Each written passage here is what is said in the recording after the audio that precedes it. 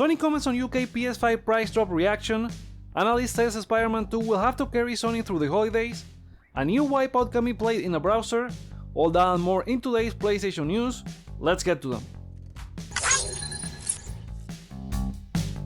Sony presented their first quarter report this week, and during the call, COO Hiroki Totoki spoke about the PS5 reception in each region. He said, and I quote, "By regions, currently in Japan the sales are strong, and the same holds true for Asia. In North America the response to the promotion has been quite favorable. In the United Kingdom it's a bit weak, but Europe as a whole has been performing quite well." Despite Sony thinking the UK response to the promo has been weak, PS5 has accounted for 47% of all the consoles sold in the UK this year. The Japanese company is hoping sales will pick up during the rest of the year. Even Q1 units were less than they expected, and that's also despite them still managing a record 3.3 million consoles sold and a 38% growth. Totoki also said the July promo set them in good momentum to reach their 25 million consoles target for the full fiscal year. The less than expected sales for PS5 and issues in the movie and image sensor market sent Sony's share down by 6.7% on Wednesday to the lowest point in a year. The image sensors demand has slowed down and won't recover till next year, and the movie business is currently facing the Hollywood strike. Given these issues, Japanese analyst Serkan Toro has said to Bloomberg that all eyes are now on how Sony can grow PlayStation subscriber numbers and the release of Spider-Man in the fall. The game absolutely has to deliver in order to carry Sony through the holidays and into 2024.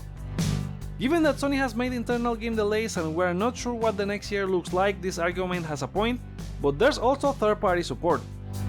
Furthermore, the fog into 2024 is plaguing all publishers right now, and we'll probably know more about the games for next year during the second half of 2023. A popular PS1 game is now playable on your browser as programmer Dominik Zabluski has published a fan-made port of the futuristic racing game Wipeout. Dominik set up a blog post where he explains how he started working on the game's code after it leaked in 2022 and the challenges of making it run on a web browser. UK developer Psygnosis created the original game for PS1 in 1995. The developer then changed their name to Studio Liverpool and published Wipeout 2048 as the last game in the series before the studio was shut down in 2012. An Omega collection compiles the remasters of the last two games, Wipeout HD, its DLC Wipeout Fury, and 2048, and was published in 2017 for PS4. Bungie has announced a successor to the late Lance Reddick, who will be playing the role of Commander Zavala in Destiny 2 moving forward. Keith David, who you may know as the Arbiter from the Halo series or Captain Anderson from Mass Effect, will be taking the mantle from next year's The Final Shape expansion onwards.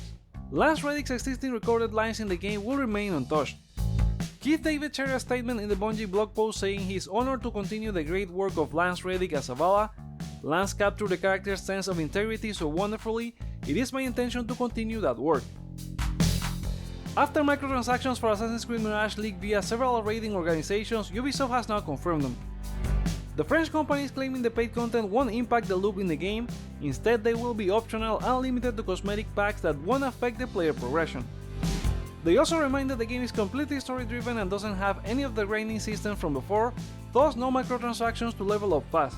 It also won't have any post-game content support. Ubisoft has not detailed the prices for these cosmetics, and the games from this year are not setting a good trend. Telltale Games has been back since 2018 after the studio closed its door following the best momentum it had in the industry, and just last month published the first episode of The Expanse Netflix adaptation. Now they have announced the acquisition of mobile-first developer Flavorworks in a move that aims to work with studios and technology that aligns with its vision of making cinematic and episodic games, as per Telltale CEO Jamie O'Tilly. Flavorworks has published live-action choose-your-story games like Telltale, including the Sony-published Erica. They employ a technology called Touch Video that allows developers to make games that blend media workflows with game mechanics for multi-platform distribution. Now for some release date updates. World War C Aftermath's latest update, Holy Terror, is now live with a new Horde Mode XL roam map, plus new perks, mutators, weapons, and fixes. The update is free for everyone but also includes paid cosmetic DLC.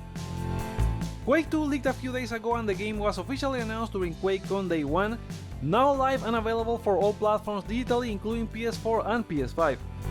Physical editions are available to pre-order from limited run games starting at $35 for the standard, $85 for the special edition, and $150 for the ultimate edition.